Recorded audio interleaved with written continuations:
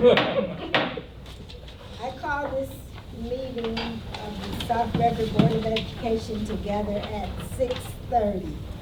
And you stand for the Pledge of Allegiance. I pledge allegiance to the flag of the United States of America and to the republic for which it stands, one nation, under God, indivisible, with liberty and justice for all. Madam Secretary. Daniel Winston. Present. Anthony Johnson. Present.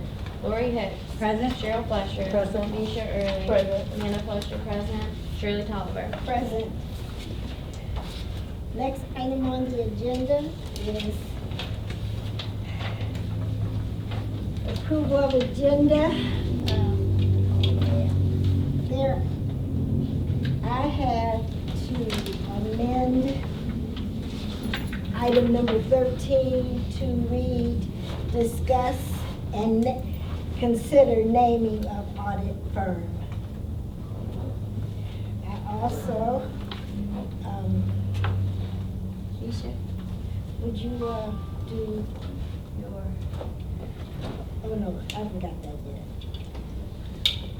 The approval of agenda, all in favor of discussing and consider item number 13. All in favor? Aye. Aye. The agenda will be approved with necessary corrections. Next item on the agenda is Superintendent Communications, Mr. Bauer. Thank you, Madam President. I have several communications to share this evening. At each board member's place setting is the summary of services provided by Wayne County RESA. This is for you to take a perusal through at your leisure. Soon enough, it will be coming to the Board of Education for FY25 for fiscal year 25, Wayne County RESA's budget. And this is a summary of services that Wayne County RESA provides to every single school district within Wayne County, and this is the breakdown specifically for the South Redford School District. So that is for your leisure. Additionally, would like to say congratulations to mentor Jason Williams over at Vandenberg Elementary School. Mr. Williams was recognized as being the staff member of the month over at Vandenberg, as he is always willing to lend a hand and he is very kind and respectful to all that he interacts with. His empathy, caring, and compassion style creates a tremendous amount of understanding for our students and how to model what we expect of our students, and he is extremely supportive of our students, but also our staff and the families that we have the opportunity to serve. He is a team player and is always ready and willing to help when needed. So congratulations to mentor Mr. Jason Williams of Vandenberg Elementary School. Additionally, congratulations to our winter percussion ensemble of Thurston High School, particularly Mr. Austin Chasnick, who is our band teacher over at Thurston High School. So recently, the Winter Percussion Ensemble competed at state finals at Eastern Michigan University, and we brought home the gold. So particularly, congratulations are in order to those that served on the ensemble: Paige Schulk, Cassidy McKinney, Alan McKinney Jr., Celeste Saunders, Billy Foisey, Deanna Floyd, Tanaya Smith, Stephen Watson, Matthew Dillon, and Kaya Mims. So congratulations to those students, as well as to Mr. Chasnick and our Winter Percussion Ensemble from Thurston High School on their state championship at Eastern Michigan. Also, congratulations are in order this evening for our very own athletic director, Mr. Lawrence Reeves, who was recently recognized by National Interscholastic Athletic Administrators Association. And through the Interscholastic Athletic Administrators Association, Mr. Reeves has demonstrated the highest level of knowledge and expertise in the field of interscholastic athletic administration. And so this certification process is voluntary, and because of his educational background, his vast array of experiences, coupled with his professional contributions, as well as passing a rigorous comprehensive written examination, has Mr. Reeves being recognized by the National Interscholastic Athletic Administrators Association. So congratulations are in order to Mr. Reeves. And then lastly, and I was even going to share this regardless of our special guests here this evening, but a friendly reminder to the Board of Education that we have Teacher Appreciation Week coming up. So perhaps you wish to extend any thank you this evening to some of our peer staff that's here tonight. But Teacher Appreciation Week is May 6th through May the 11th, and so that will be here before we know it. But I wanted to share that tonight with the Board of Education as a friendly reminder in person, because we will not have another Board of Education meeting until after Teacher Appreciation Week. So our teachers here in South Redford are very much appreciated. So thanks for being here tonight, and friendly reminder to the Board of Education to make sure that you thank our teachers during that week of May 6th through the 11th. And that concludes my communications this evening, Madam President. Thank you, Mr. Bob. Next item on the agenda is board communications. So I have one about the Jason's evaluation. We want a tentative date of May 20th to do it, 6:30, so the dinner will be served while we are working on it instead of coming in early. That's all right with everybody else.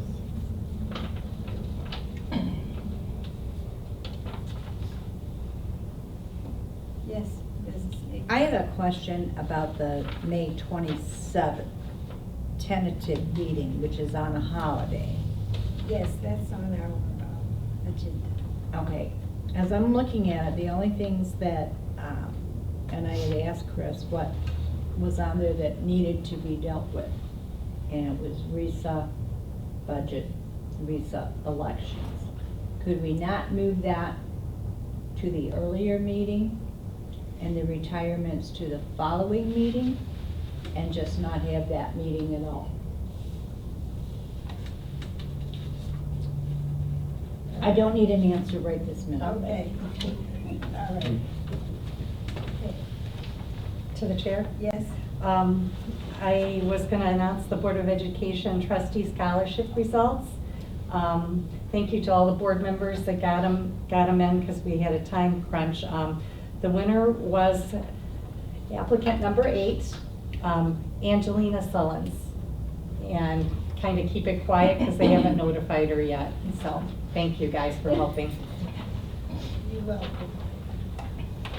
And the good part about it is that I believe the majority of the board picked number 8, and I just think that is fantastic. Yes. So- Five board members picked number 8. Yes, and you wanna know something? I just think that is great. And you wanna know something else? So we're moving right along as being a board, I get a board. Cause that's to all of us that picked her, that means we're on the right track. So, thank you. Thanks, everybody, for that. Next item on the agenda, oh, no, I have some, I'm sorry. On 4/25, that's this Thursday, the MASB Awards ceremony is at Harper Woods at 20570 Kelly Road in Harper Woods, Michigan, and it starts at 5:30.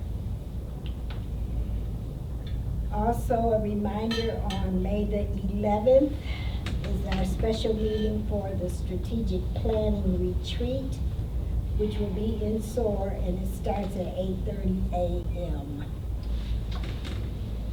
Everybody write that down? You gotta be, I don't get up that early in the morning. It starts at What day? 8:30 Okay. a.m. on a Saturday. And the coffee will be brewing, Yeah, right? the coffee will be brewing and breakfast and lunch. You better. And I called because I tried to see until what time it was, but I haven't got a response yet, so we'll. I'm not sure my machine will last long enough. I'm just we'll putting that out front. We'll hope it lasts. Yeah. Okay. And also, well, that's it for now. That's it for now. Next item on the agenda is comments from the audience, topics related to the agenda. Are there any? There are none. Next item on the agenda is the consent agenda. Do I have a board member willing to adopt the consent agenda? To the chair, Yes? I'd like to move the adoption of the following resolution, please. Do I have a support? Support. It's been moved by Mrs. Fletcher and supported by Mrs. Hicks. All in favor? Aye. 7 ayes, any nays? 0 nays. Resolution adopted. Next item on the agenda Thank you. is the presentation, Pierce Middle School Curriculum Proposal. Mr. Bob. Thank you, Madam President. At this time, it is my honor and privilege to turn it over to the Pierce Middle School English Department, as well as Ms. Jackson, Mrs. Perrin, Mrs. Nagelhout, as well as Amy Davidson. And so with that, I will turn it over to the group.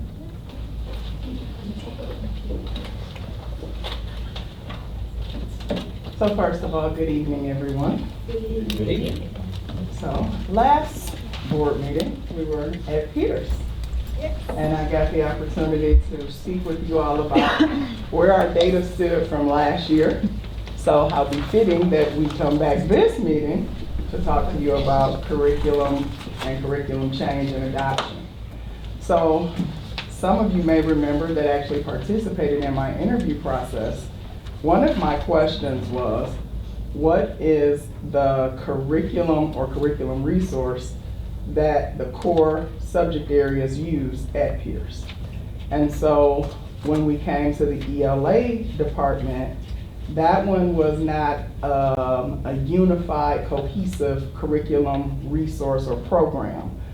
It was that we do indeed have curriculum. However, there were different things happening at different grade levels, or are, I should say, in present tense. So 7th grade is currently utilizing Atlas Rubicon. 6th and 8th grade are using teacher-created curriculum that's been developed using anchor text based around power standards guidance. However, as we look at what the shifts in literacy are, we want to look at having a strong ELA curriculum that will provide us with complex text, as well as we want to have our reading, writing, and speaking grounded in textual evidence, as our shirts say, prove it, text evidence, and then focusing on content-rich nonfiction. And so we have gone through, after many questions, Amy has probably fielded most of them, so I thank her because I tend to have quite a few questions about a lot of things. So with help from Amy and Aliza and all of the questions I've asked coming in as the new principal of Pierce, and how we can focus on not only providing strong teaching and learning daily, but also improving our test scores, our wonderful ELA team behind me went through this process that was very detailed to look at potentially adopting a new curriculum resource for ELA. So with that, I am going to turn it over to the team and let them take it over. All right. All right. Well, I'm going to defer to my awesome team. Alrighty, so good evening, everybody. My name is Ms. West, and I am one of the 6th grade ELA teachers here. We want to start by giving you the what. And we are talking about Amplify ELA. The adoption of Amplify's ELA middle school program will support our teachers with providing the what of teaching, so we can focus on the how of responding to our students. And we have a video that we would like to present to you. And a friendly reminder for the board that Ms. West is also a Thurston High School alumni. And Pierce. And Pierce. And Pierce. So middle school is sort of peak everything in the lives of a human being, meaning it's peak physical growth, it's peak hormones, it's peak identity formation. And as a teacher, you're dealing with all those things, and they are enormous potential if you can kind of tap into all of that energy and change going on in kids. But there are also enormous challenges. You're not only trying to teach content, you're not only trying to teach skills, you're trying to really help a person come together in a really unique way. Middle school teachers really need the support of strong materials, a really great instructional path, so that they can really focus on responding to the work that their students are doing and really diving in and being present for the experience of the learning in each lesson.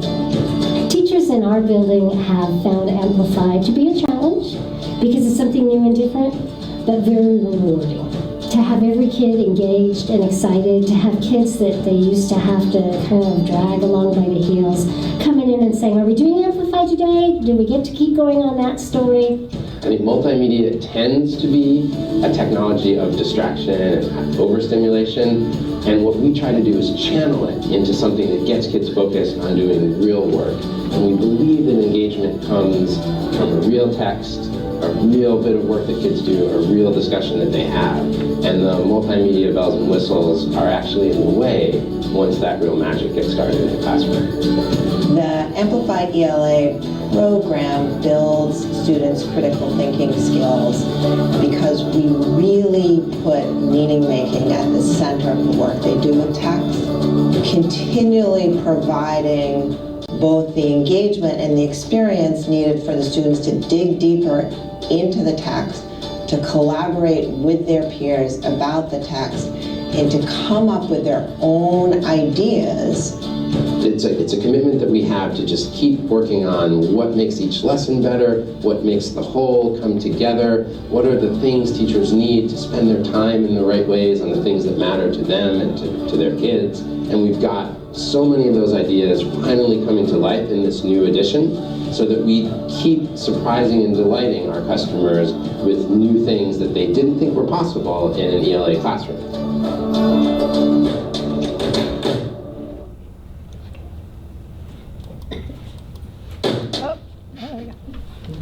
Okay, so I'm Melissa Bauer. I teach 7th grade ELA. So we chose Amplify because we know that in classrooms where students have consistent and coherent access to 4 elements, student achievement is particularly for students who start the school year behind. The 4 elements are rigorous quality grade level texts, strong explicit instruction where students do most of the thinking through evidence-based grade level discussions and writings, materials that build knowledge and vocabulary systematically, and materials and instruction that encourage deep engagement and high expectations. Hello, I'm Winona Grzinski. I teach 8th grade ELA. So obviously this was a big process because we teachers have put a lot of our heart and soul into our curriculum. So we followed a comprehensive adoption process where we use the recommendations and ratings of professional organizations to identify and narrow down the number of programs from about 12 down to these 4 to consider. We investigated and piloted all 4 programs in every ELA classroom across all 3 grade levels. We evaluated the programs using the IMET rubric, which was a really intense rubric, and you have a chance to access it if you want to see all of that work at the end, with training and calibration. So it was a really extensive process where we dove deep into looking at the resources provided as well as how active students would be in the learning as well. We reached a consensus noting pros, cons, and questions about the program. We participated in a site visit to see Amplify in action recently in Dearborn, and we developed an implementation plan. We also have one more video that kind of gives you an example. This video though just shows you the digital component. We did actually see Amplify in action both in all 3 actually. So we saw it as a digital program, we saw it as a hybrid program, and then we saw it as an all print program. So we did actually get a chance to see all 3. But again, this video just focuses on the digital aspects of it.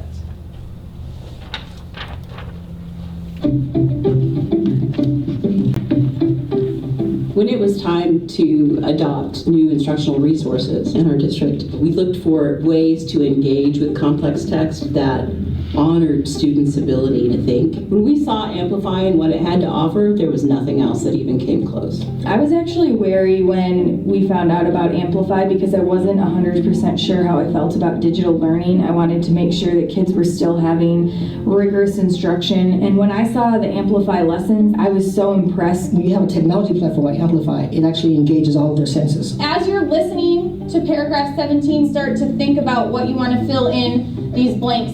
I tried how steadily I could maintain the ray upon the eye. Our teachers are saying this is a tool that is helping us to turn that light on for kids. My favorite thing about Amplify is the library because you get to choose any book that you want to. There's almost a 3D thing going on where the kids are reaching through that screen and then coming back out and wanting to talk to each other. It's the beating of the hideous heart. Did you put in a thought box? Yeah, you should put it. Yeah, that's cool. Amplify helped me visualize and become a better reader. So for me to break it down instead of in a big paragraph, that helped me understand it much better and see the story much clearer. I see confidence just coursing through my classroom in a way that I was struggling to establish earlier on. Does he think he can still hear the old man's heartbeat? Yeah. How do you know that? Because there's that same sound of when the old man was in his room and he got frightened. I started raising my hand more, talking more, getting involved more, being more hands-on. I'm actually on the edge of my seat. I'm like, now what are we doing? Because I'm excited to use it. I feel very confident when I raise my hand using Amplify because it gives me work that I know that is on my level. When we read and they are not understanding maybe the first time that they do a cold reading, but we look through it together and they're saying, oh, I did understand that because I was thinking that before we talked about it as a class, that confidence really pushes them to try things that they maybe wouldn't have tried before. And it's been really cool to see students engaging in more fiery conversations about what they're reading. I know that's kind of impossible to hear a dead person's heartbeat. Okay. I think that's unlikely. I agree with that text evidence to support what we're thinking. I agree with her, but I honestly think it's impossible to even hear someone's heartbeat even if they're alive. They're making meaning for themselves, and that's what we want to see happening, and Amplifying leads them to that. Why did you pick that he was laying down? Because when it said he started to tear up the floorboard, that's kind of what it looked like. When I come in some Amplify classrooms, what I see is every kid writing. I think my writing is getting better using Amplify because my evidence and my claim and reasoning is so much stronger than it was last year. When they start to see the success that they have, they realize not only do I get to be on the computer, but I'm actually doing things that are producing good grades, producing great ideas that my peers are acknowledging. Seeing the return on their work only increases their investment. It's weird because Amplify helped a lot at the end of the year, taking your test, you're like, I didn't even know I knew all of this. I've got data that can show me that kids are doing better things. I feel more excited to dive into things that are harder. I feel great about sending them off to high school as confident readers and confident writers. It's really what they've always wanted. It's really what we should have been doing with our students. They need to be engaged in their classrooms. That's when the learning happens.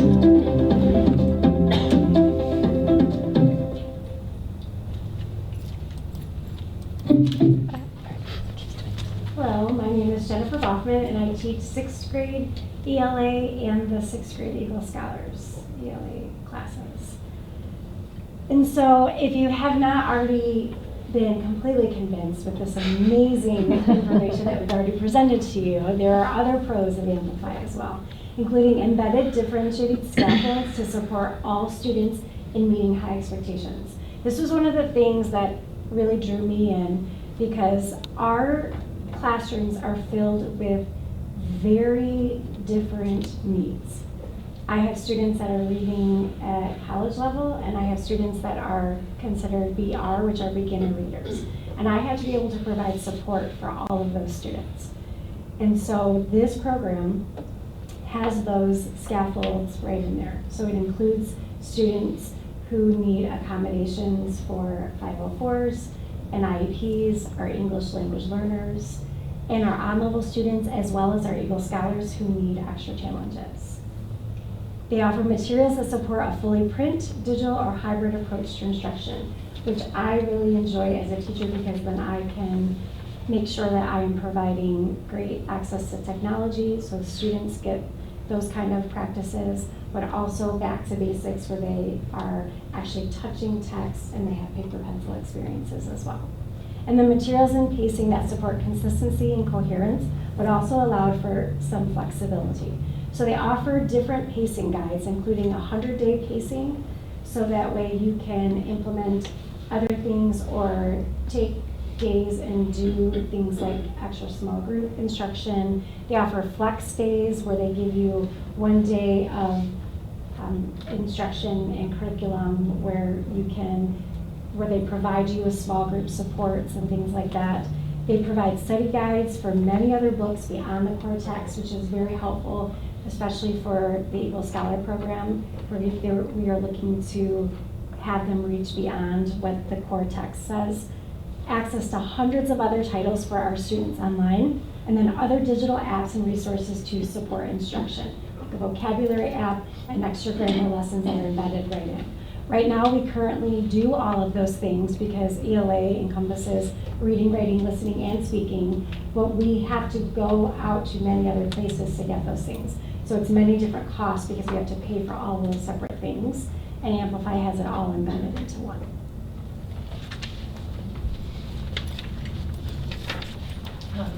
Every program has its flaws, so we need to make sure that we have professional development opportunities and time for planning, and to make sure that we are conducting these best practices, so that when flaws arise, we are able to handle them in a way that makes sense for our students. The best practices include utilizing elements of explicit instruction, participating in peer collaboration and cooperation, engaging in a variety of ways to encounter and reread grade level texts, investing in feedback and differentiated instruction through small group instruction, and targeting the reading and writing connection.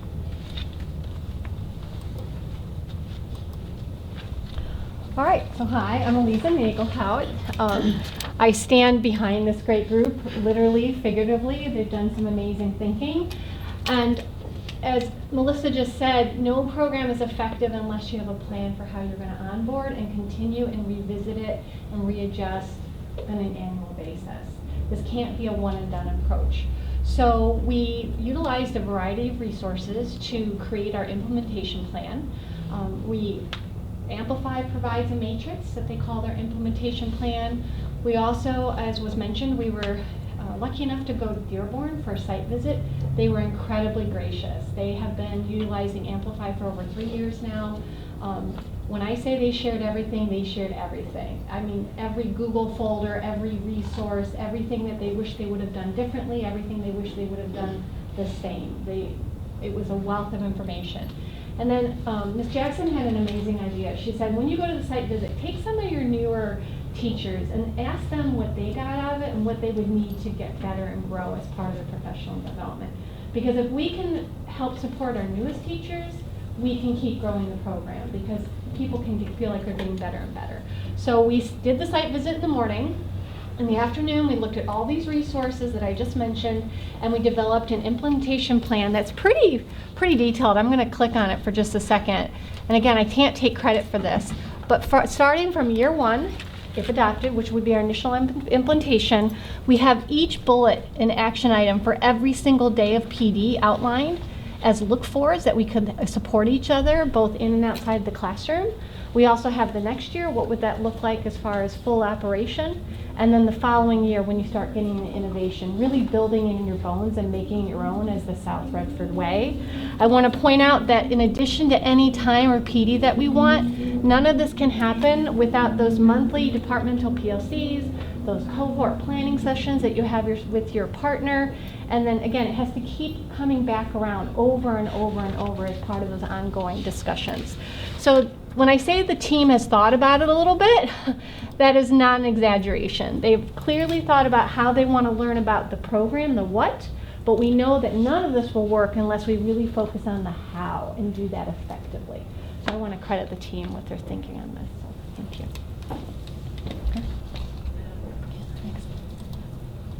Hi, I'm Brianna Shambo. I teach 7th grade ELA as well as the ESP for 7th grade English as well. So at this time, we just wanted to open up the floor to field any questions that anyone may have about this program. Are there any questions? Yes, Mrs. Hicks. I'm assuming that you're wanting us to adopt the program. With that being said, how long before, and I guess it's just a best guess, before you see improvement in ELA scores at the middle school? Well, knowing that it's going to take about 3 years for full implementation, I would expect that we would be looking at 3 years before we would see what we would call lagging indicators, those standardized test scores. But what comes with the program and what's also embedded within South Redford are what we call leading indicators. We're going to be bringing back quarterlies, internal assessments, where no less than quarterly we'll be looking at how are our students doing against Common Core assessments. Those will be internal assessments developed by our teachers with Nadia as part of those assessments. We also have pre and post with NWA scores. That's a yearly way to measure how our students are doing. In addition to that, we're going to be doing some other assessments. So we're not going to wait to see how we're doing. As I said before, we're going to be doing those monthly PLCs, those monthly departmental meetings. What's working? Are we seeing our students getting better at using text evidence, improving their thinking? One of the great things that the program talks about is called use the text as a referee. In other words, the teacher isn't the person who has all the answers. We want to push the children back into the text and debate and have conversations with each other and push on each other's thinking so that we get to a higher metacognitive level. We'll know through great observations, through look-fors that Amplify gives us, they give us this whole thing. When you go into a classroom, you should see X, Y, and Z if this program is working. So right from the get-go, our teachers ask for that. What are the look-fors? How could we be looking at those on a monthly basis? How could we go into each other's classrooms to see that we're getting better and that our students are responding to the program? Because if we are waiting 2, 3 years, that's too long.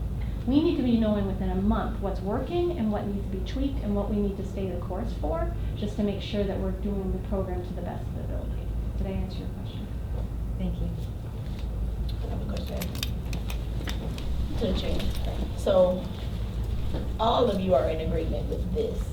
I'll go to the next slide. I mean, with this. So it's a 3-year period. How long is this, or is it like something that's just we're gonna buy and it's gonna be implemented from now on? And I don't know who I should ask that question to. So, I mean, you all can speak to, you're certainly in agreement. Yes. I think that's to the last slide. The idea would be certainly to implement the curriculum tool and watch it over time. Certainly, I mean, I can't think of a situation unless something weren't working well that we've completely abandoned something after a 3-year or even a 4 or 5-year period. But as Eliza spoke to, those tweaks were things that may need to happen, which certainly the site visit was very beneficial in terms of knowing the kinds of things we need to adapt and look for as we move forward. But the goal would be a long-term plan as a tool that's going to meet the rigor that our students need. Yeah. So this is a marathon. This isn't a quick fix or anything like that. So I appreciate all of you and your viewpoints. But Misha, can I add on to that though? Sure. Because I will say that our teachers, as was mentioned earlier, piloted all 4 programs, and which means they taught lessons from the final 4, and they saw input from their students, and right away they made observations. They said things like, my children were going back to the text multiple times. They were thinking harder. Those questions were really pushing them back in the text. Does anybody else want to speak to? I mean, right away you were seeing things and saying, ooh, this. So I think there were some noticeable things immediately, and they came to the release day with things where they said, we saw this, we noticed this about that program just from the days that they taught it. So I wanted to mention that as well. Does anyone want to add on to that? Yeah, Nicole, please do. When we piloted Amplify, I know at least for 6th grade, I did question students, and they told me that it was a challenge. And what's important is that students are challenged. Students do have that rigor. That students understand that, okay, this is an education and I need to push for it. Because if everything is status quo, if everything comes easy, then when we get to high school and when we get to college, you're gonna have that fallout. And you're gonna feel like you were blindsided. But we can eliminate that now and give them that challenge now, and then they'll be able to succeed in the future. Thank you. Did we answer questions, Jared? Yes. What was the time frame for the pilot of all those 4 programs before you guys narrowed it down? January, February, and then part of March, and then we met in March. We had December. We started way back in November because you heard the list of 12. We had to start with 12, and we used a variety of rating, ed reports. I used 4 different organizations, which I have all linked, to give ratings, and like which ones were all green, which ones were that. So 4 different organizations for the ratings to get it down to the final 4, and then they had a couple months, if not more, to utilize those. And then we came back, and they used the IMET rubric, and everything's linked, which Josh will just show you in a second. And I think it was Winona that I spoke to. When I tell you they spent 6 hours using this rubric for all 4 programs, it took over 6 hours to analyze all 4 programs. It is a 50-page rubric that does not mess around. So, and then the site visit, I think, was an added plus that I can't say enough about. So, great question. Thank you. I got questions, but go ahead if you have one. No, go ahead. To the chair. Yes, Mr. Winston. There was 4 programs that you guys went over this. Mm-hmm. Was the second one close to the amplified one, or was it a big gap in between it?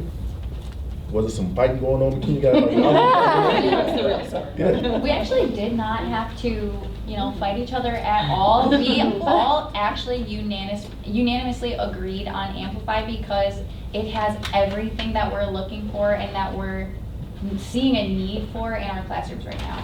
And I cannot say the same about the other options that we explored. Good answer. I have more questions. You saw 2 videos about digital, but I see all these books up here, but then there's a hybrid. Have we decided on one, or we gonna do all 3, or we just gonna, do we have a plan with that? So the teachers that went and did the site visit, as was mentioned earlier, and again, Dearborn really set us up for success. We saw one classroom that was a brand new year 1 teacher that had never taught. Fully digital. Went to the next classroom, it was a hybrid approach where they had both the digital and they were holding the books, the notebooks, the anthologies. And then the third classroom, which was a co-taught classroom, where half the students were special ed, and there was push-in. And I forgot to mention the second classroom, half of the students were English language learners. So when I tell you we saw a range of classrooms and a range of deliveries, it was a fantastic experience. Again, I would argue that the research suggests that a hybrid approach is probably your best approach in terms of children of today need to be able to use digital literacy appropriately. We need to help them to learn how to do that.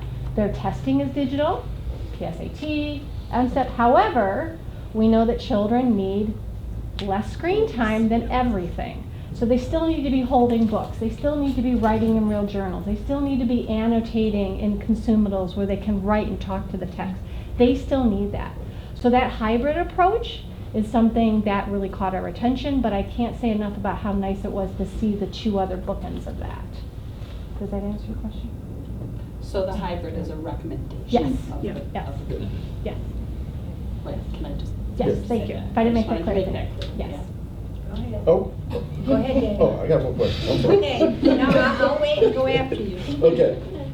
So, we know as there's a different level in each class. We have the Eagle Scholars thing. How do you go about grading that though? If someone is barely reading and someone is an Eagle Scholar, how do you go about putting a grade on that for? I've been brought up. Everyone reads the same book. Everyone gets graded on the same book. Now you have all these different books being read. How do you go about doing that as a teacher? Who wants to speak to this? I think I can speak to that. The really great thing about this program is actually it's built in there to accommodate and to kind of adapt. So they'd be working on the same skills, but this would allow us to kind of approach them and meet them at their level. So again, within the program, they've built in a way that you can scaffold it so you can reach those students at different levels. So we can, again, they can be focusing on the same content and the same story, but they'll just be able to approach it in different ways. Okay, so same story, just different. Yes, so that's again the great thing about this program. I don't know if you can see it there, but it has all of the different levels. And it also differentiates for, I believe, ESL as well. Mhm. And then also the advanced group, because that is also the question we had about the Eagle Scholars Program, is kind of where would that go with this? And so the benefit of Amplify, I think, above the other programs, to me personally, as one of the ESP teachers, is you did have this advanced program as well. And if I could add to that, Winona, if that's okay. When you go into the program, there's some testing that you can do with your students that give you data along with your own observations. And then you can move the children into these different levels of assignments. A child will get a challenge assignment, a different child might get a moderate. They don't know they're getting that level. Only the teacher sees these codes and colors. The child's text looks the same, but on the right-hand side, how they approach the text might be a little bit different. If I'm a challenge student, I might get an essay prompt with just the prompt itself, and then a large blank space or a large piece of journal to write a multi-paragraph essay. If I'm a student that needs a little bit more support, I might get some sentence stems, where I'm still doing cognitive rigorous thinking around the text, but I'm giving some framework, some help to organize my thinking. My thinking is no less rigorous. I'm giving some tools to attend my thinking to the complex text. Because we don't want to lower the bar for these children. We want to raise the floor so they can all get to the same ceiling. And I have to say, this was the big thing, as Jennifer said, because as a classroom teacher, can you imagine coming up with 6 different assignments every single day with different question stems, different different drag and drops to meet the needs of all those children? They're amazing, but that's exhausting. Versus it's there, you can tweak it, and now you can pull up those children and do even more differentiation in your small groups. So it takes what you can do and it amplifies your ability as a teacher. And I think it's also important to remember that the text and the materials are the tools that we're using. We're teaching them skills. We're teaching them the standards. And so we're not teaching a book. We're teaching the skills, and the book is just the tool that we use to teach those skills. And if I can also add, as a former high school English teacher, one of my biggest complaints was middle school students coming to me ill-prepared. That was the biggest issue for the entire duration of my tenure as a high school teacher, because my question would be, what did you all learn in middle school? And not a shot at my team here, but in my experience, they always came unprepared for high school. And this piece right here, differentiation, is key. Because as Eliza just said, as one person, I can't do all that myself and still be effective in actually providing quality instruction.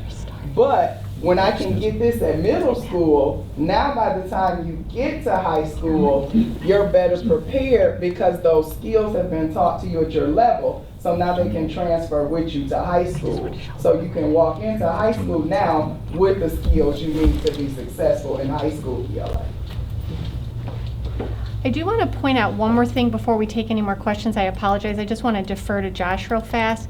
Josh, do you want to just point out this last slide? Because this may actually also help, and we'll make sure you all get a copy of this. Yeah, sure. So Josh Mazzobi, I teach Re 180, 6 through 8 at Pierce Middle School. Thank you, by the way, for listening to this presentation. This right here is a slide of all our documentation and resources. That's basically, we have these shirts, look, you get the evidence. This is it, all right? So we're really big on that. So I figured we're here till about midnight. We can go.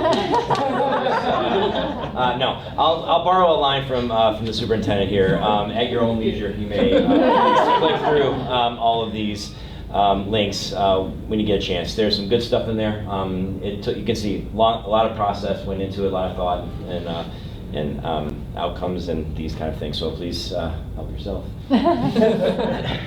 I just want to make sure you knew that in case, if you want to dive in deeper, it's there for you. We didn't want to make you think we didn't put any thought. Are you done? Yes, Okay, I was just asking, because I know you had a lot. I have more, but we'll see. No, go ahead. Look, you asked me, and I'll invite, see Okay. if you can get my question answered. My question was, do we currently have the capacity, because this is a hybrid model of computers, currently have enough capacity? On the current technology, is that what you're asking? And then we would verify any updates on. Chrome, but it operates on Chromebooks, web-based, doesn't even need to be embedded into the learning management system that we have now, but could be. Yeah, because I hate to say, yes, let's go with it, and then we go, oh, well, computers we currently have won't work with it. Right. Yeah. So that's where my concern is. And when we were at Dearborn, they had almost the exact same Chromebooks we were using, and we were watching children on them. And that was just, yeah. Go ahead. No. So I see the proposed cost is almost $6,000. Do we see any other costs over the next 3 years of this coming with this, possibly? So that figure is actually for our next For our agenda. I'm sorry, I'm at the wrong one, I'm Yeah, sorry. that's okay. Wrong one, I'm sorry. But if you can get us that deal. No,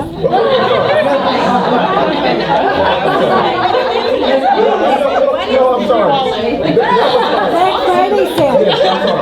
But the question is still the same. I mean, is there any more cost that's going to be, because I know we're at the beginning of this and it's kind of a 3-year process.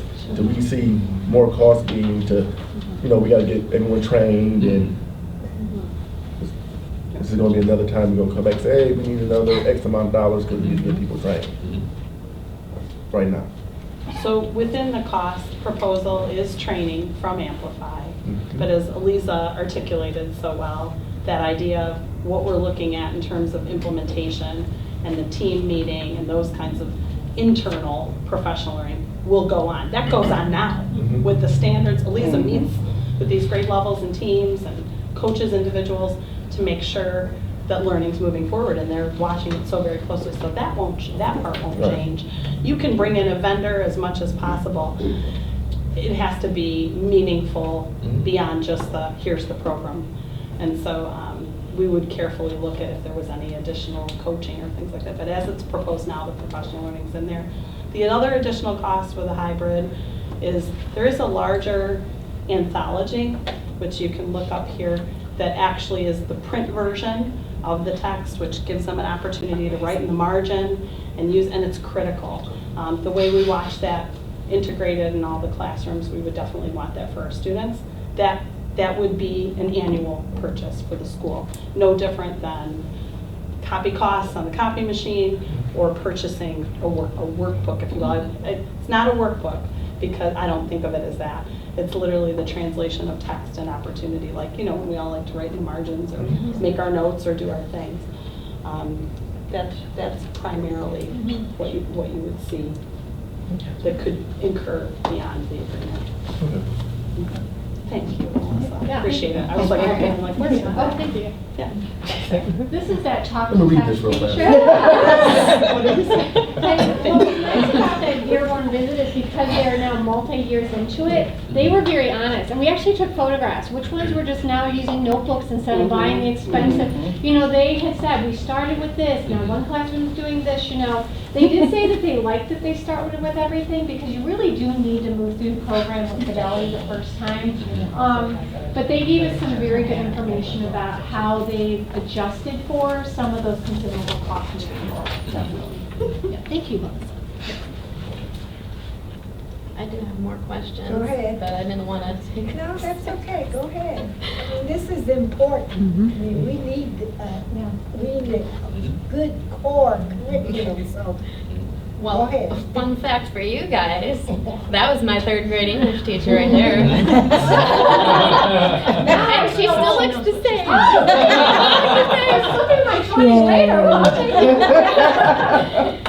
So we're gonna get a copy of the PowerPoint, right? Yes. Okay. My first question was, when you were piloting, did you have parent feedback?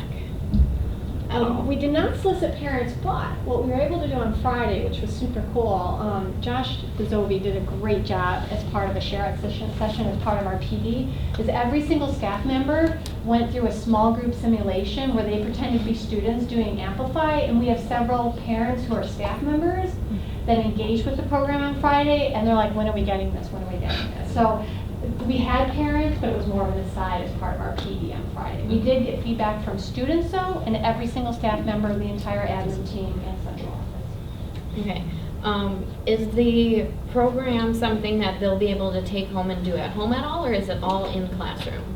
They can do it. Okay, so do they have to have Wi-Fi, like really good Wi-Fi for it, or? They download, so they do not have to have Oh, Wi-Fi. okay. They go in, they pull the whole thing down, and then Yeah. if they do have Wi-Fi issues, it's all there in their Chromebook.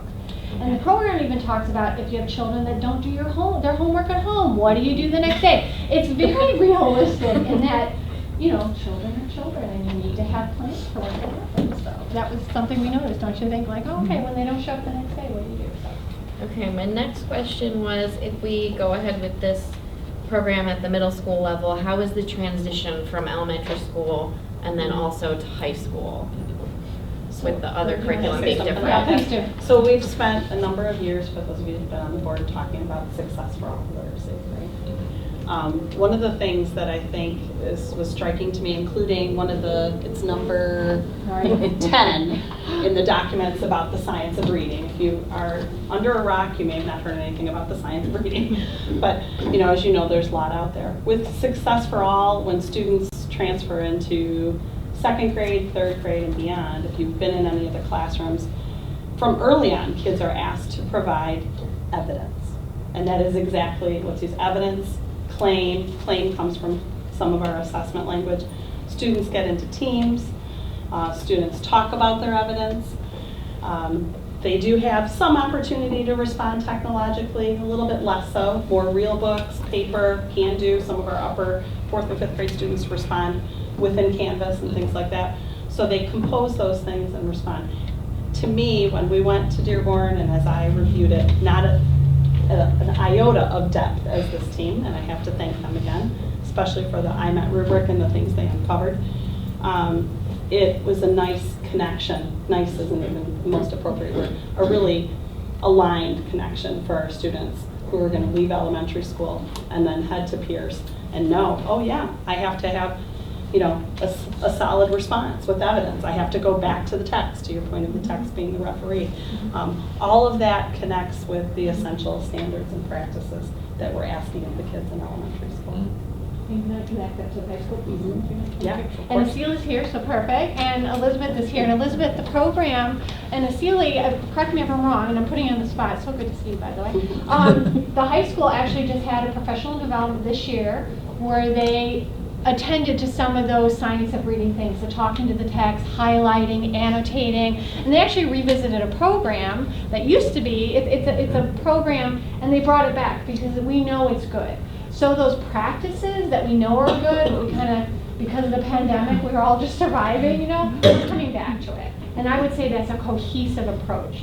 You mentioned, you saw in the video that the one young lady mentioned that she was really excited about the claims and evidence and reasoning that she's writing. Well, one of the high leverage skills that they work on in high school across the contents is, can you write a claim?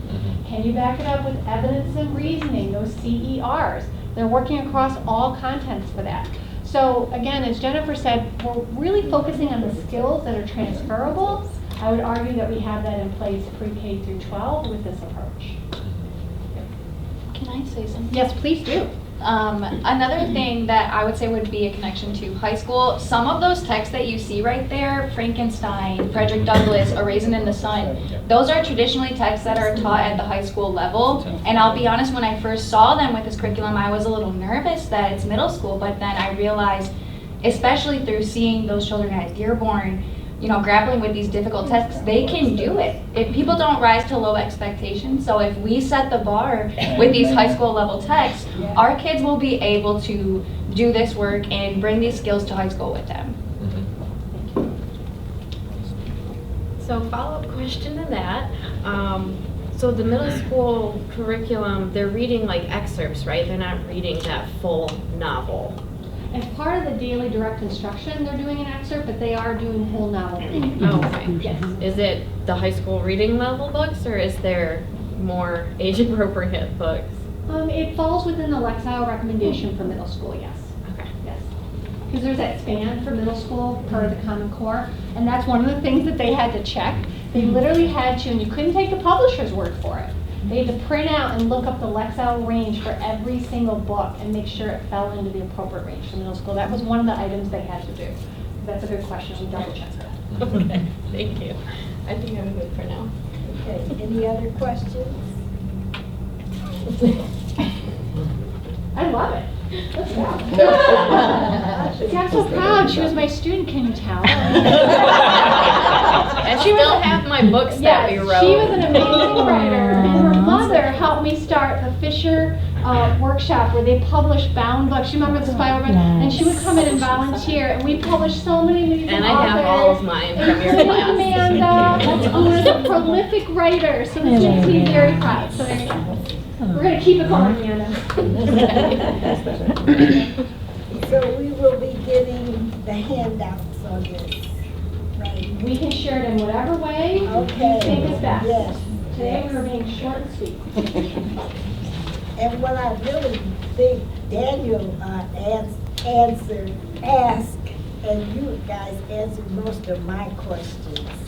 So I guess I don't have anything to say, but thank you so much, Ms. Jackson, and all of the staff, because you know what, I just think this is fantastic. Because you want to know something? We always need to do better. And we always need programs that help our students do much better. So I'm really excited about this. Well, I just want to close by saying again, thank you to my wonderful team. So we couldn't have done any of this without them being in full support. Thank you to Eliza and to Amy for all of my questions and answers that you come up with, because I come up with questions all through the night, I think even in my sleep, for like, what are we going to do? And so as, you know, the person who has been charged with being the instructional leader of Pierce, my goal is to make sure that our students have culturally relevant, responsible instruction daily. And so presenting them with those complex texts that will not only give them the material, but it focuses on reading, it focuses on writing, and it focuses on speaking, puts them on a level playing field and tries to close that achievement gap. So thank you all. Thank you. Thank you. That's fair. Thank you for letting us for that. Thank you. You want me to sign the sign-up sheet? Oh, yeah. It needs a cool off. You guys don't have to stay unless you really want to. Thank you. Next item on the agenda is discuss Thurston High School textbook adoption. Sure. Madam President, prior to transitioning, is there any further discussion for number 10 from the board before we transition to number 11? Comment, not so much a discussion. Okay. I don't know if this is something you guys did in the past, but I feel like it would have been nice to have like a representative from the board more involved. Like, I would have liked to have gone to a site visit or seen some of this stuff at a time, being an English major. So like, if there's like any way that board members can be more involved sometimes in certain committees, I think it could be helpful for me, because a lot of my questions could have been answered just from being engaged. But that's all I have. Anyone else?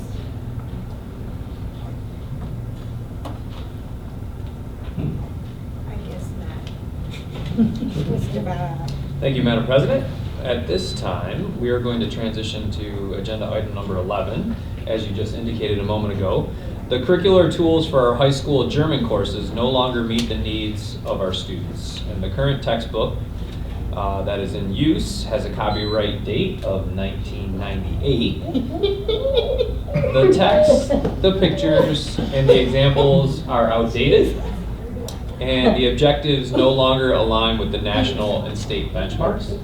And so with that, Madam President, I'm going to turn it over to Asili, who is our German instructor over at Thurston High School, who has been working closely with Amy Davidson to speak with the Board of Education this evening about a possible updated textbook adoption. So with that, I will turn it over to Asili. Guten Abend, vielen Dank, dass ich hier sein darf und dieses Textbuch kurz vorstellen darf. Unfortunately, I came also with my whole team. And I see that and I'm like, oh man, this is so awesome. And part of why I really want this new textbook is, like you said, it's from 1998 and I'm by myself. There is no sharing of ideas and curriculum and this and that. And so I really want a linear, established curriculum that is updated for our students. I too went through at first 5 and then narrowed it down to 3 options. Well, first of all, I mean, you already said 1998. I stopped using it entirely probably 3 or 4 years ago. And some of the reasons were the very outdated pictures, such as only white and blonde people, or Walkmans, or phone booths. And then I find myself not teaching German, but explaining what a Walkman is. Which is great conversation, but I feel like that goes into history almost, right? Yeah, I basically went through this extensive process of looking at 3, after I narrowed it down, looking at 3 recommended textbooks. And the one that I found most usable or what do you call it? Just the best for our needs, for our students, is coincidentally and fortunately also the most reasonably priced. I was very excited about that. Portfolio Deutsch is what it's called. It's not only the best for our purpose, it is also made by or published by a very reputable German publisher, and German speakers and teachers put it together specifically for American middle and high school.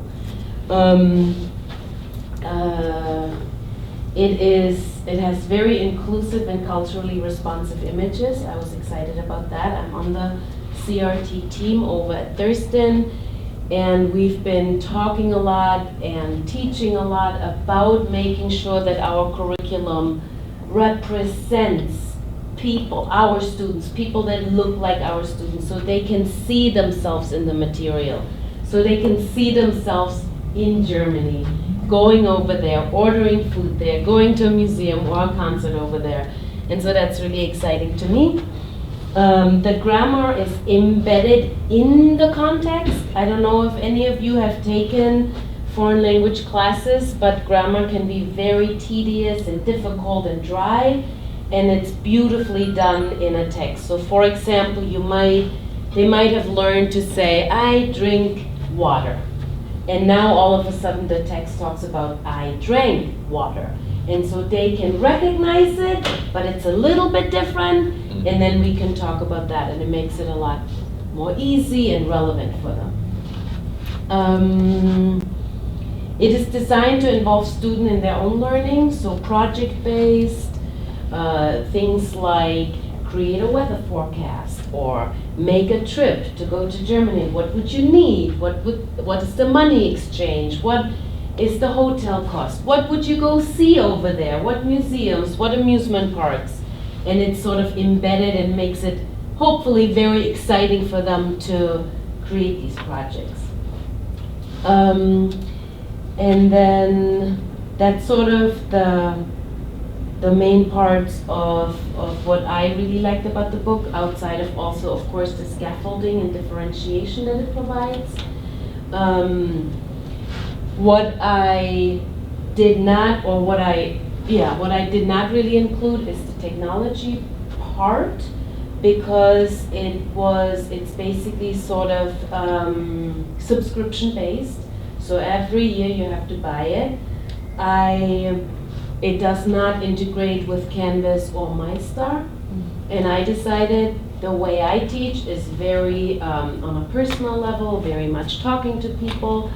I do incorporate technology by having certain games that they play, and of course Google Slides and the Google Suite.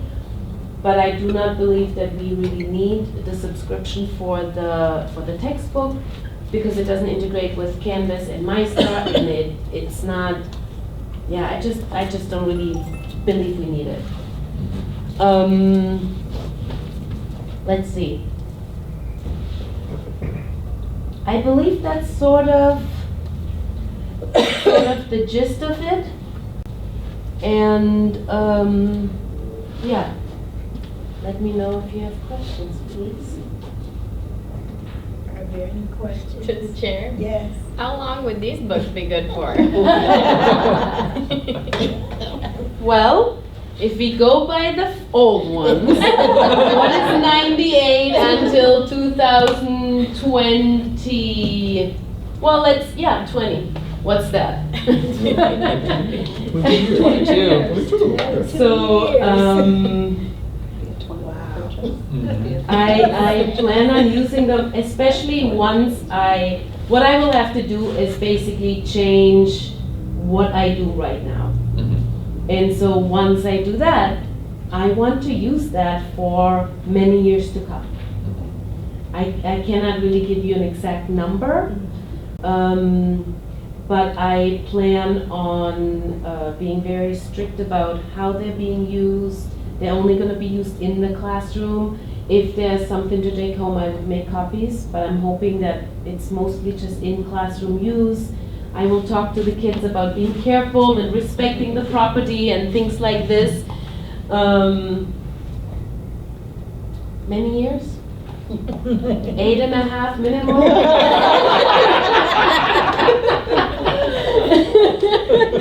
Probably no more than 22. Yeah. Any other questions? Anyone else? Mr. Winston? Go ahead. So I know you and your team worked hard to whittle this down to 3 books, but was there someone else or some other people that you work with to kind of have different perspectives on this? Yeah, very good question. I have a person who speaks multiple languages, has learned multiple languages, has a doctorate in music, and knows German to a high conversational level. And that person helped me look through it, and also my sister who teaches in Germany helped me look through these books and whittle it down to the one. Go ahead. Okay, thank you. Levels 1 and level 2 is what it says here. So there's 2 years of German that you teach, or is it more than that? It's 3 years. Okay. So the first book, level 1, is good for German 1 and 2. Okay. And then the second book is good for German 3 and then possibly German 4 if and hopefully when we will have a 4th level German. So is this one book or 2 separate books? It's 2 separate books. 2 separate books, Yeah. okay. Yeah. Okay. So there's the level 1 book, and that's the one that I would like 40 copies of because German 1 is always bigger classes. And then the second book, German 2, that's the one with 20 copies because that's traditionally been a smaller class. Okay. That's what I was getting to. I seen the number 16. I was Yeah. like, how's that being divided up? Okay. Yeah. I usually start with 36 students approximately in German 1. But with these new books, you may get like 60 kids who can actually see some relevance in it. Maybe I don't want to.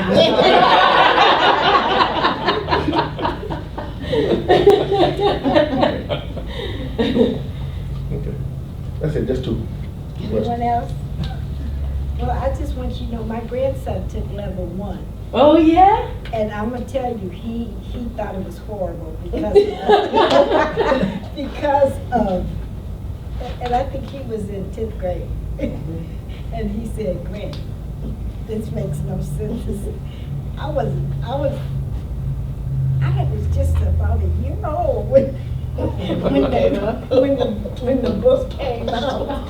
So, but he'll be glad to know that. Yeah. Any other questions? Thank you. Thank you. Thank you so much for considering it and for hearing it. I really appreciate it. Thank you. It's all right. Thank you. I'll be the same.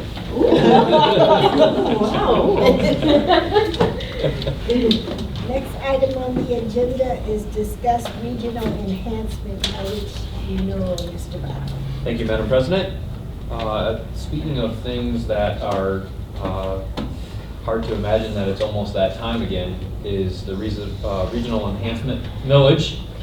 That time is upon us again for districts throughout Wayne County to consider locally as a Board of Education about adopting a resolution that would be in favor of placing the enhancement renewal back on the ballot for the November 2024 election. It's hard to imagine that truly it was 2020 when it went to the voters for its most recent renewal, and yet here we are in 2024. And so local districts across the county will also be taking up the agenda item to consider. And so it's that time for us as a local board to consider that as well, to have it placed on the November ballot at 0 increase. It would simply be a renewal. And if enough districts that represent greater than 50% of the student population in Wayne County were to vote in support of having it on the ballot, then it would appear on the November ballot of 2024. And we have certainly become accustomed to these dollars. In terms of current dollars, it represents approximately $360 per student that we use as part of our daily operational costs of the programs and the people that we provide here for our students within the South Redford School District. And so with that, Madam President, this is tonight's discuss item about where the South Redford Board of Education sits in terms of what our board wants to do in terms of whether or not it should appear on the ballot for November of 2024. So it says discuss regional enhancement millage.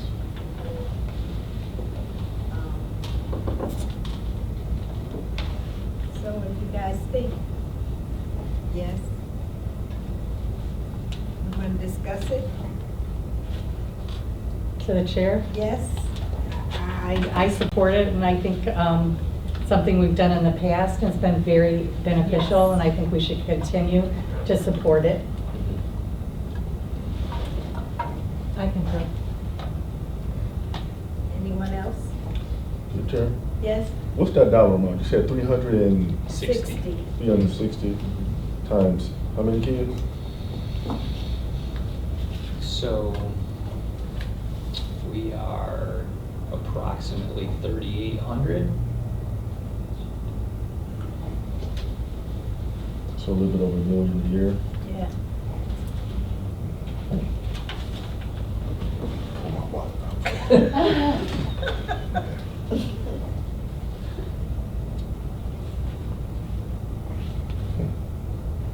Pretty good, huh? Pretty necessary. Mm-hmm. Yes, Mm-hmm. yes, it is. Wow. Yes?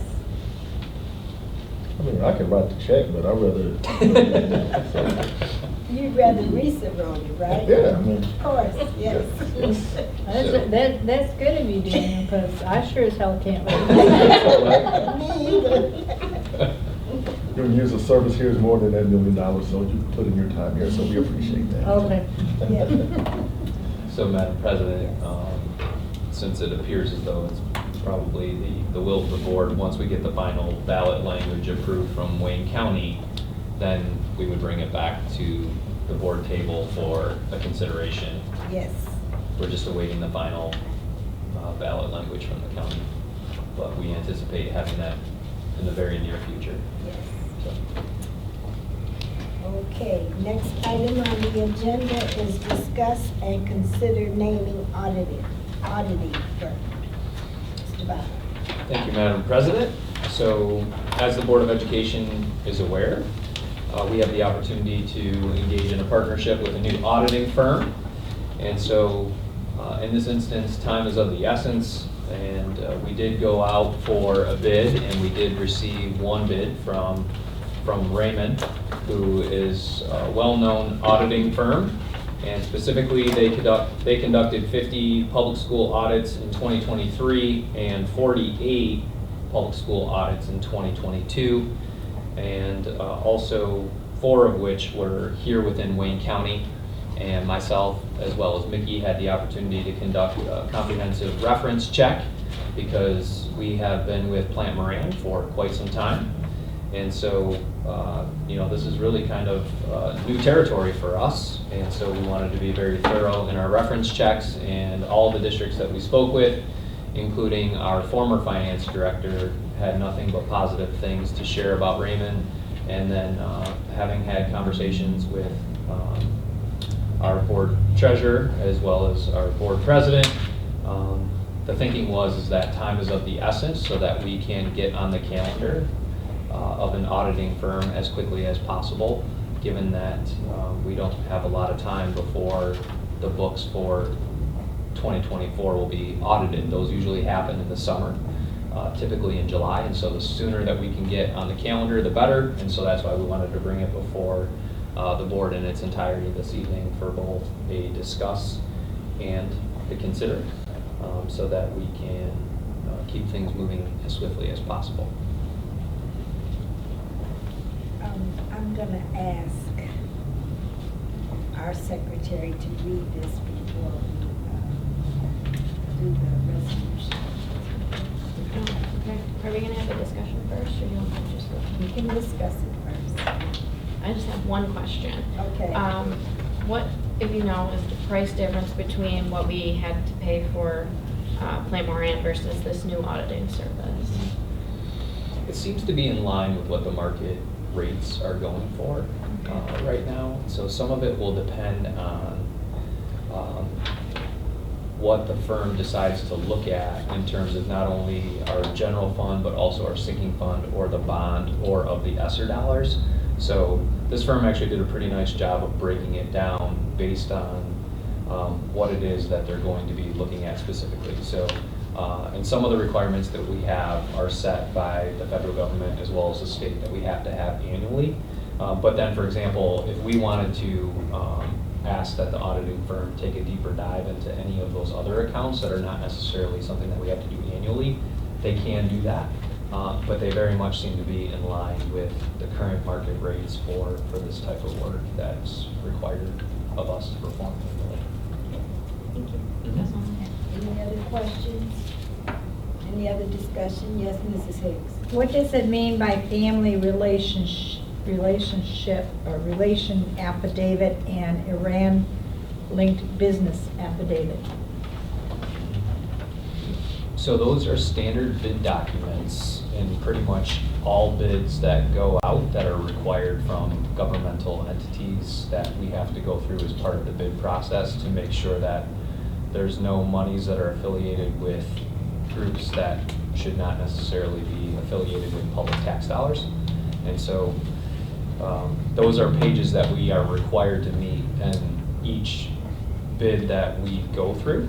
And the company has to attest that they are in compliance with those federal guidelines and standards that are set by the governmental entities and agencies. Okay, so there's no family relationship with any of our employees in that firm? Okay. Just, okay, that was my question.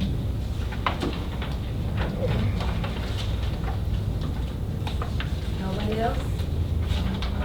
Read the whole thing? Whereas at the meeting on April 22nd, 2024, the board discussed the district's auditing firm, and whereas bids were received and reviewed, and the service provider Raymond was selected with the lowest responsible bid at a base cost of $39,900 for auditing services, and therefore be it resolved that Raymond is designated as the auditing firm for the South Bedford School District for the 2023-2024 school year, and be it further resolved that the superintendent of schools shall do all things necessary to implement the intent of this resolution. Do I have a board member willing to adopt the resolution? To the chair? Yes. I'd like to move the adoption of the following resolution. Do I have a support? Support. It's been moved by Mrs. Fletcher and supported by Mr. Winston. All in favor? Aye. Any nays? 0, 7 ayes, 0 nays. Resolution adopted.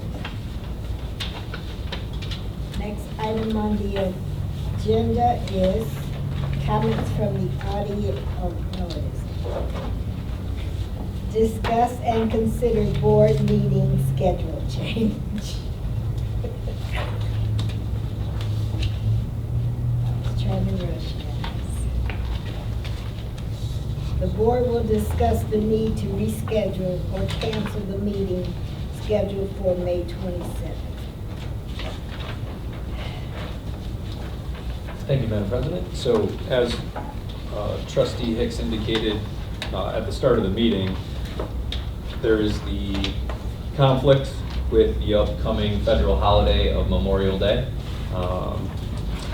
And so in addressing that conflict, I know we had put out availability for either Tuesday or Wednesday following the holiday. And I think generally we would consider what Mrs. Hicks had mentioned. However, given the agenda items that we have scheduled on the docket for now, inclusive of the Wayne County RESA budget, I think what we would normally consider, as Lori had mentioned, I just am not certain if that's in the board's best interest given the amount of agenda items that we have, and then also with the approval of RESA's budget. That would be my concern if we only had the one meeting in May, where I think normally that would be something that the board would certainly want to consider. So, you know, my recommendation to the board this evening would be to have it on that Wednesday after the Memorial Day holiday for those reasons. But otherwise, I would certainly recommend in favor of what Mrs. Hicks had already mentioned this evening. But I think that timeline for the RESA budget, coupled with the amount of retirements that we have to acknowledge, as well as some other board agenda items, I just think it would be most advantageous for the board to have 2 meetings in May. However, certainly at the will of the board, but those would be my thoughts for the board to take into consideration for tonight. To the chair? Yes. I am leaning towards supporting Lori's suggestion and moving what we have to because we're going to have technically four board meetings. And that one on the 11th and that Saturday is the full day. And Misha requests that we keep May 20th for evaluation. You're talking about 4 meetings of the board and one of them being like a triple quadruple meeting for that strategic plan. I think it's a lot on us. It's a lot to do. And I would support Lori. I think we should do better and stagger that out, get it done, but not tire out the board. Well, what's the will of the board? I already stated my Yes. position. Is it feasible to stagger it out? I guess that's my question. I don't know what May looks like. I mean, it seems like there's a lot going on, but is it possible to stagger it so that we're not having 3.5, 4-hour meetings because we have so much on the agenda? Because I think that gets a little bit challenging when we're here from 6:30 to 9:30, all looking at each other like, can we go home, please? So I don't want it to be that either. So, like I said, if there's some way we can still keep the meetings condensed in the sense of time, I mean, I wouldn't have a problem with canceling it, but if it's going to be 3.5-hour meetings trying to stagger, it's just like, that's not healthy either for getting more business done effectively. Well, Misha has the 20th for evaluation. We have an 8-hour meeting one day for A retreat. Strategic for planning. strategic planning. yes. And then you're going to add in 2 additional meetings? I mean, I'm not saying we have to, but No, I'm you know just, what I'm saying? I yeah. get what you're saying, but I'm saying that I don't want to have, lose a meeting to have 2 5-hour meetings now. I was just like, well, is that any better? Then having more meetings, I guess, I don't know that answer, but I'm just speaking of, you know, I know we've had some 3-4 hour meetings, we're all looking at each other like, can we leave now? I want to go home. Yes, so, you know, being here at 10 o'clock at night, having a school board meeting is not what I particularly want to be doing on any given Monday. Yeah, but now we're talking about adding a Tuesday or a Wednesday instead of a Monday. Yeah. Yeah. Yeah, we would add that Wednesday instead. And another thing that happens in May is all of the other events, Mhm. our honors night and Honors dinner. And honors dinner. honors dinner and that's normally on a Thursday in May. Mhm. And I think, don't we have 3 Thursdays in May, Misha? Yeah. Well, And then the first one. and I really don't see what, I mean, none of us really know what goes on at RISA for their budget. We assume that their budget is their budget. Mhm. We're not really going to change it. As far as their election, it's yay or nay, who are we voting for? So that 27th meeting would have been where we just consider Reese's? We have to have a meeting to consider Reese's budget. Mhm. Yes, because our local board also would have to act on it one way or another. However, to what has been shared by everybody this evening that's chimed in on it thus far, is if the board were interested or willing to entertain the possibility of having both discuss and considers, that may be another way to move agenda items of the Board of Education through more swiftly. That would be something to consider too. I know we typically don't do that. However, if it's urgent enough, just like the board did tonight with the auditing firm, for the sake of keeping things moving, we can certainly do that. We could also look to honor the upcoming retirees at the June 10th meeting. That would be another possibility. That would be the Monday after our students are out, but that would be a possibility as well. So Chris and I could certainly look at the agenda with Shirley to figure out how we might be able to structure that depending upon whichever direction the board would like to go. So, let's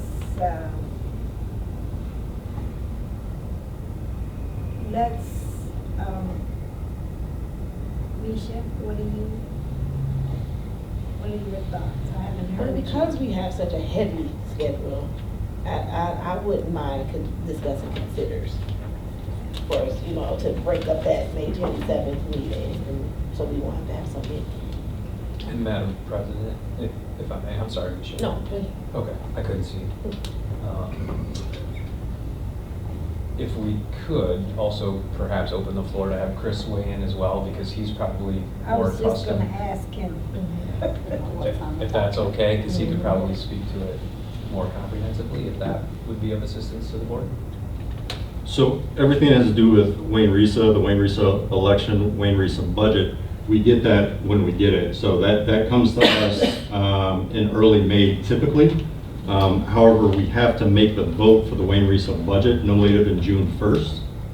So depending on when that information comes in, I just want to make sure it aligns with board meetings. And then the second part to that, again, as you spoke to the retirements, if that's shifted, I just want to be sure on where we can shift that, because the next board meeting would be June 10th, and school is done at that point. So will those retirements be here or not? Those are my concerns. Well, it does have it on here as distributaries on June 10th. Is that what he's talking about? Yeah, but will they come because school is out? Where else are they gonna go? They're not working anymore. Right, so why would they come back? Say goodbye.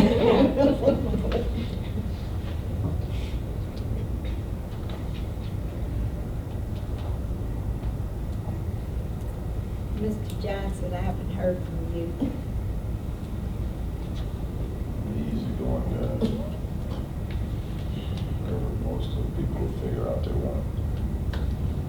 adjustments to compensate that. Well, I have a question. yes. How come it says that the meeting would be in SOAR? Is there something going on in here that I There's don't remember? not. Oh. It's to accommodate the number of retirees. Oh, So okay, like that's last right. year, Okay. yeah, it's just so that we have seating for families. Yeah. All right, yeah. I knew there was something, I just couldn't Mhm. remember what it was. For sure. Yes, Mr. Reese.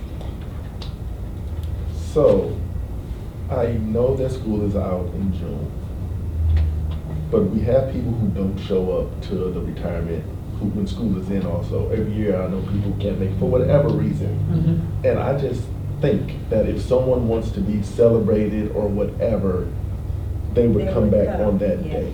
That's just the way, because I I just. see that too, Yeah. and I feel that way. And if someone feels a certain type of way, we can apologize and let them know that we had a lot going on in May. But I just think that if I want to be celebrated, get my bell and do all that great things, and I'm done working for the district, like Amanda said, what else they doing? I mean, they should be able to come back and be like, thank you, I'm done with y'all, thank you for my time, and be able to go. So I think that if possible, June 10th, I'm fine with doing retirements on that day, because I know we have quite a few, so. To the chair. Yeah. To piggyback what he's saying, our SVP, exactly how many people are going to come to be celebrated. And we can plan that, the source thing accordingly.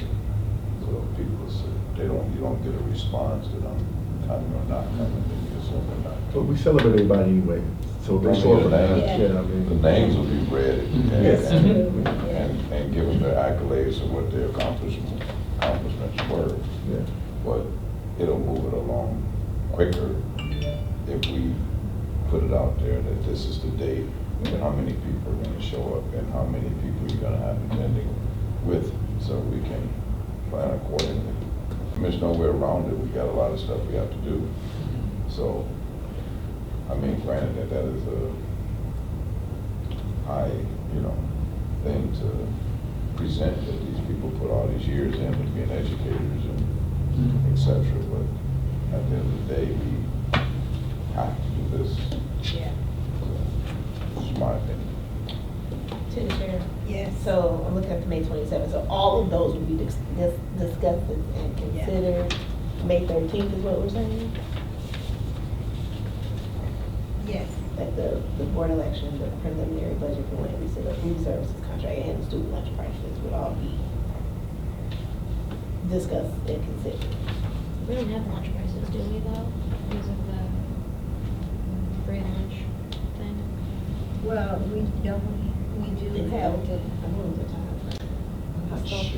I'm not sure, we'll have to look into Yeah, that. I think, sometimes, don't they, Lori, sometimes the food costs might go up a little bit for, In the past, go ahead, Chris. We do not have that on the agenda this year. Those are tentatives that we have as a list that's not being That's what I seen. thought, yeah. We have about 1, 2, 3, 4, 5, 6, 7, 8, 9 items currently pending for the 527 agenda. There, as a suggestion, if you choose to cancel that meeting, you could potentially move the Wayne Risa election and Wayne Risa budget consideration just ahead of the 520 meeting before you start the superintendent evaluation. That way you have some gap distance on what Wayne Risa submits to us. okay. All right. So And those that's- shouldn't take long. No, it shouldn't. And we can do I'm in favor of it, discuss and consider. I think we're applicable. Yeah, I think, let's take a vote. Something to consider. Let's take a vote. How many are in agreement to cancel the meeting for the 29th, and are in agreement to discuss and consider for the two Wayne Risas, the budget and the millage? I'm all in on that. sorry, I like you folks, but, you know. Okay.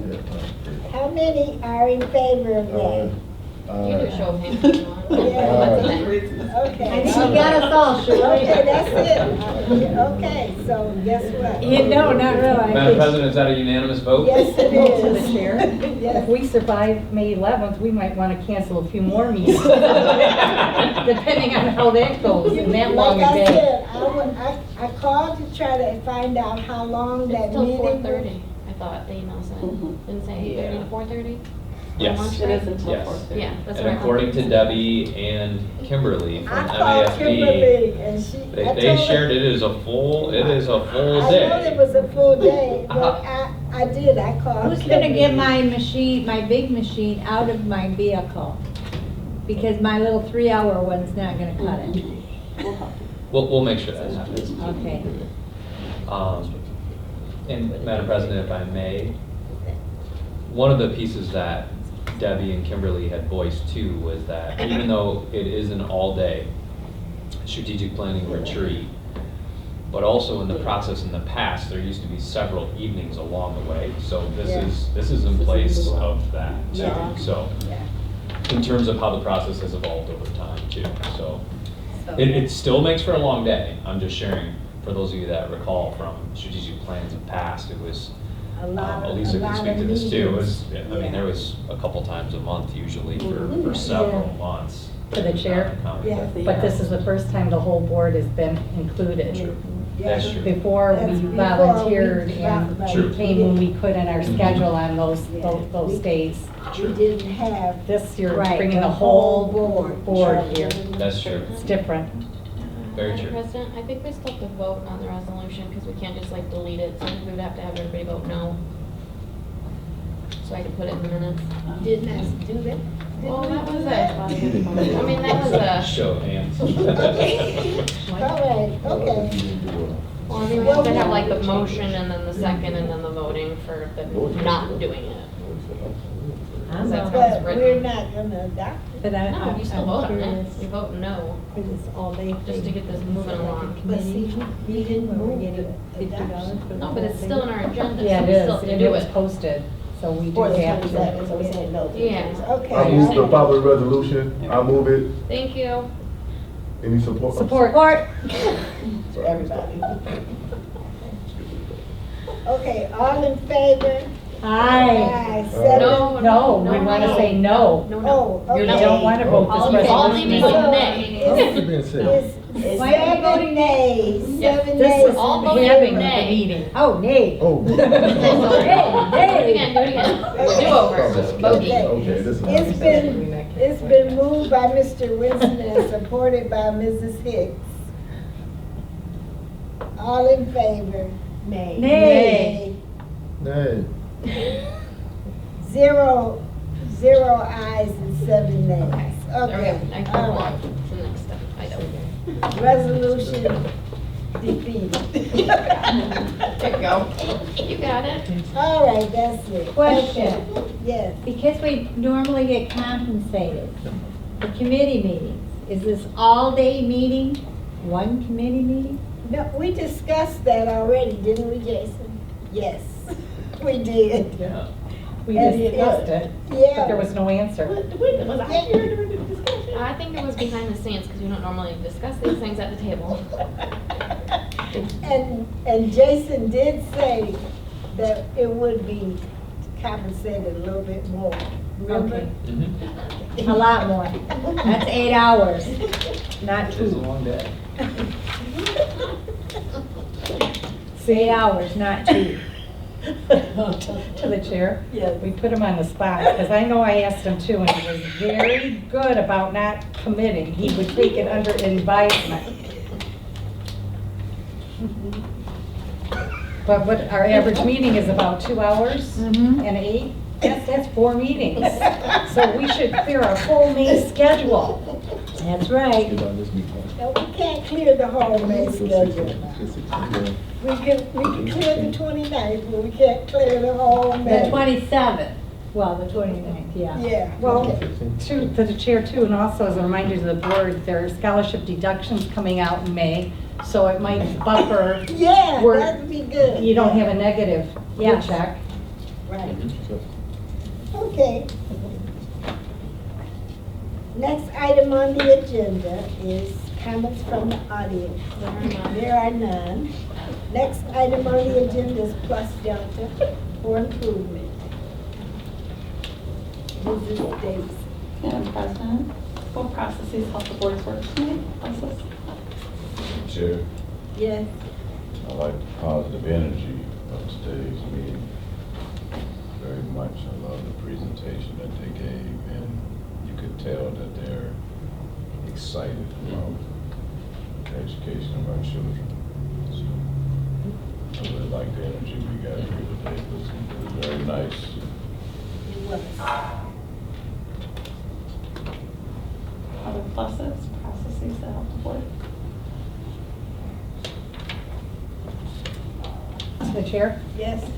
Just being able to discuss and consider on pertinent business items, just to get them taken care of, not that we do it all the time, but it saves us and it keeps things moving along, especially with the auditing firm, and we're in a time crunch. So I think that's good when the board is flexible like that.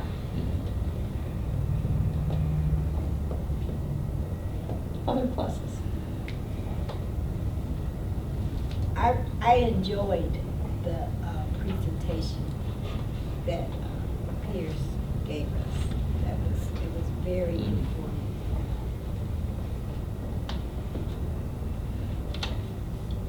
Piggyback on Shirley, I love the German teachers. Just her energy and how excited she was, and just, I don't know what words to put, but she's a breath of fresh air. Yes. And it was really nice to see. Yes. So I think that is a plus, and I think we're blessed to have her.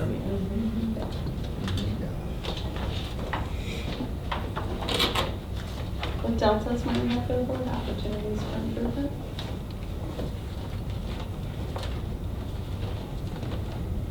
Well, I think there's none. Hearing none, There's nothing further that comes before this Board of Education. I adjourn the meeting at 8:12.